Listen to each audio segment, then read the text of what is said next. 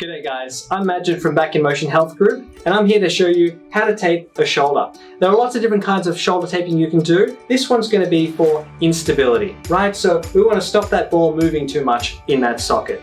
So the first thing I'm going to do is I'm going to be using 38mm rigid tape here because I've got a nice small shoulder. If I was using 50mm, that would be for a bigger shoulder. First thing I'm going to do is I'm going to ask Arby to put her arm by her side like this. Perfect.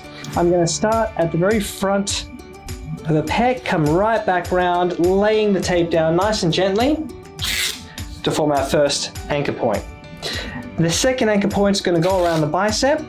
So we're going to start, come almost all the way around, and then at this point I'm going to ask my patient to flex.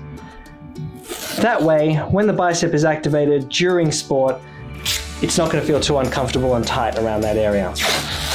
Now the first portion of the actual resistance here is going to start at the very beginning of the anchor point, and then I'm going to put some real pressure going backwards because that's the movement we want to stop, and then gently laying it down behind her arm, making sure not to catch any hairs, and come through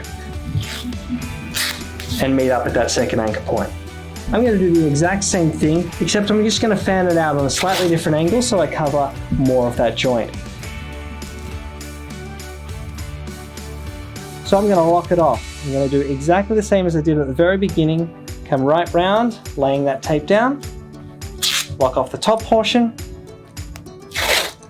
and then coming around the bicep, again asking the patient to flex. Perfect. And locking down the second portion, just like that. So this taping is going to get some resistance to any instability in that shoulder, but still allow us to move and lift our hands up above our head so we can catch, throw, and do all those things and get back in the game.